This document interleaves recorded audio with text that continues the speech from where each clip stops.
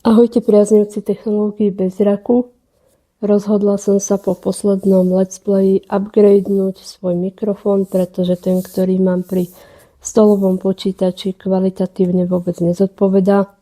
A po porade s mojím skúsenejším kamarátom a streamerom a let's playistom som sa rozhodla pre mikrofón Rode NT Mini USB. A dnes sa ho pokúsime spolu unboxovať. Prišla mi taká krabica kvádrového tvaru.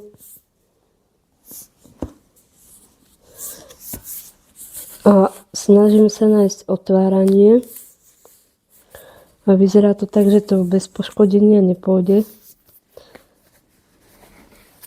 Tak ideme na to z vrchnej strany silou. Vyzerá, že sa to otvára jak gránko. Kto otváral niekedy gránko, tak vie. Akurát, že tá lepiaca vrstva je asi tak 100-krát silnejšia. No to je neuveriteľné.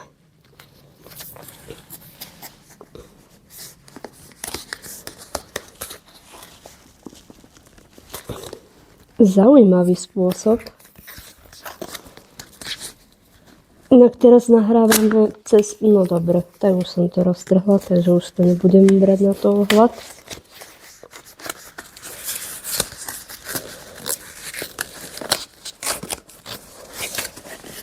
Už je to jedno, tým pádom krabica je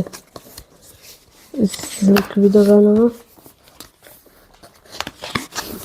Ale lepší spôsob som aj tak nenašla, takže fajn. A chcela som dopovedať, že nahrávam na mikrofón Boya, ale presne modulové označenie si ozaj nepamätám, takže z toho tiež bude nejaká recenzia, ak táto nahrávka vyjde dobre.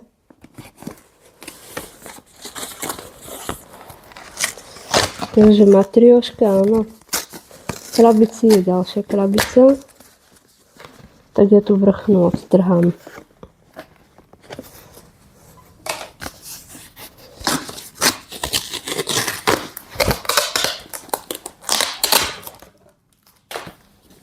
Takže ďalšia krabica. Táto už má normálne otváranie. Na prednej strane obrázok mikrofóna, názov NT USB Mini. Na bočnej strane Rode, z druhej strany nejaké vlastnosti a zo zadnej strany popis mikrofónu, zrejme jednoducho kopa textu. A na vrchnej tiež značka. No a táto sa už dá otvoriť úplne štandardne, takže vrchný obal najlepšie zlúpať jak škrupinu z vajca. A spodnú už normálne otvoríte. Na vrchnej strane nájdeme nejaké materiály plus asi papierik s nejakým rýchlym návodom. To potom nechám rozpoznať. Zatiaľ to odložím preč. Sa mi tu trošku miešajú užitočné veci s neužitočnými. Krabicu tvorí papierová výstielka, logicky. Ten mikrofón nie je úplne najlacnejší, už v súčasnosti ani najdrahší, ale je to Rode, takže oni si na tom dali záležať.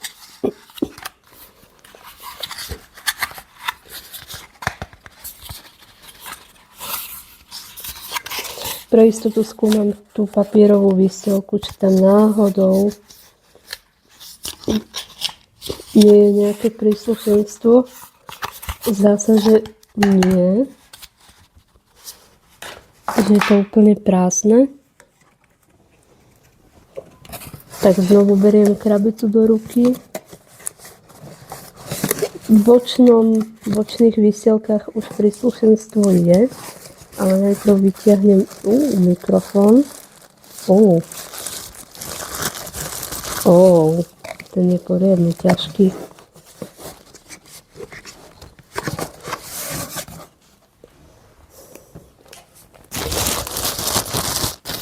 Ako počujete, mikrofón je zabalený asi v recyklovateľnom vrecku, už to nie sú také tiež štandardné igelity. Mikrofón popíšem potom, ale akože vyzerá dosť futuristicky na môj vkus.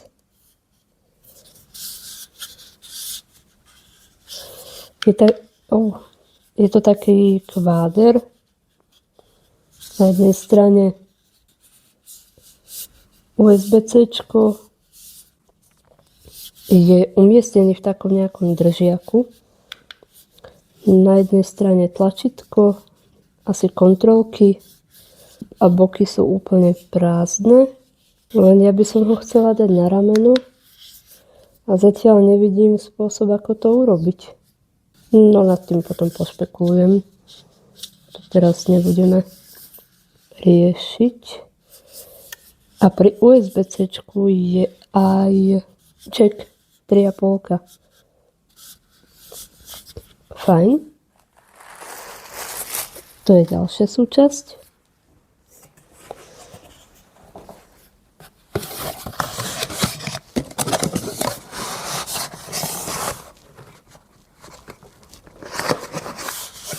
Na spodu a na boku ešte niečo je, musím to nejako vytiahnuť a ideálne sa zase neporezať. Ťahám vnútornú výstielku, krabica už ostala úplne prázdna.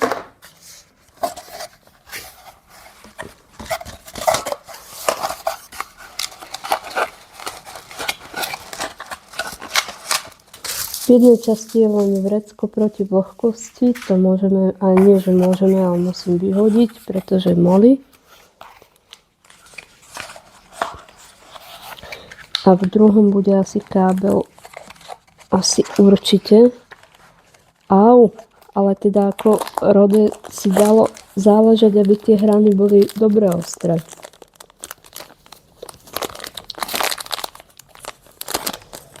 Takže nejaká kabeláž a tuto budú nejaké závity.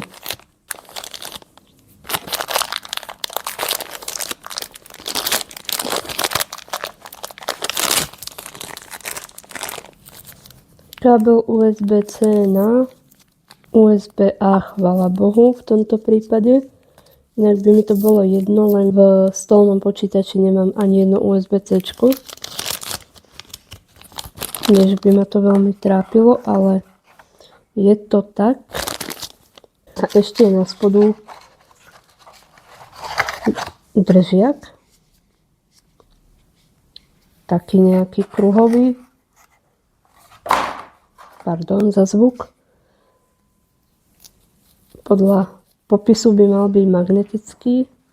Áno, ale asi niečo neviem. To je akoby nejaká gumená výstielka, alebo čo, neviem, či sa to má vytiahnuť. A jo.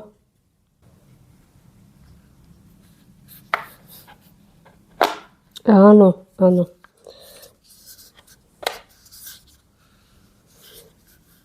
Zaujímavý koncept. Na spodu mikrofóna držiaka, v ktorom je umiestnený, je gumená záslepka a keď ju vyberete, tak potom ju môžete nasunúť do magnetického držiaka. Teda ten mikrofón. Takže ja tu mám ešte šrobovací mechanizmus a veľmi by ma zaujímalo, ako ho tam mám dať. Pretože ja to chcem tu dať na rameno.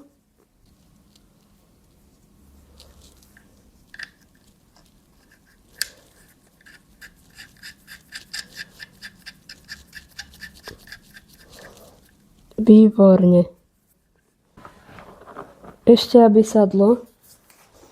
Dúfam, že nemajú nejaké špecializované mechanizmy. Ideme to spolu vyskúšať. Dúfam, že dosah bude dobrý aj tohto mikrofóna.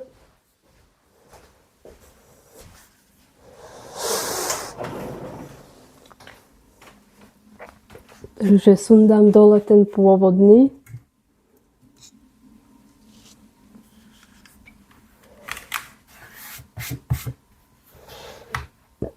A uvidíme, čo sme doniesli.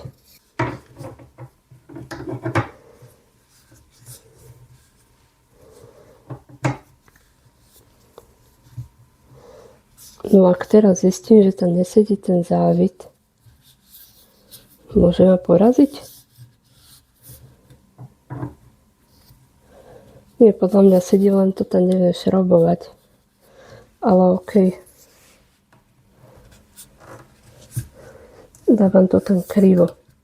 Totiž to, no jasné.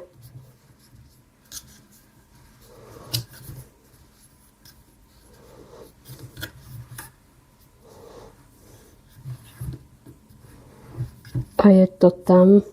Klanisko je nainštalovaný. Rameno má čo robiť. Tak uvidíme. Takže gumenú záslepku vyťahnuť a maticu tam normálne našrobujete úplne štandardne a má to bežný závit, ktorý sa používa na ramenách pre mikrofóny, takže s tým by ste problém mať nemali. A pre túto chvíľu myslím, že máme hotovo. Čo sa týka unboxingu, ešte trošku popíšem ten mikrofón. Je to naozaj kvádrový mikrofón. Kolom dokola je umiestnený v takom držiaku. Práve ten má na sebe tú záslepku zo spodnej strany. No a ten držiak je tam na to, že kľudne ho môžete nakláňať, akým spôsobom potrebujete. Čiže máte rameno jedným smerom a ešte môžete nastaviť sklon toho mikrofóna na tom držiaku druhým smerom. Čiže by to malo byť veľmi, veľmi dobré, čo sa týka nasmerovania na mňa a aj zvuku. Tak som zvedavá, ako to dopadne.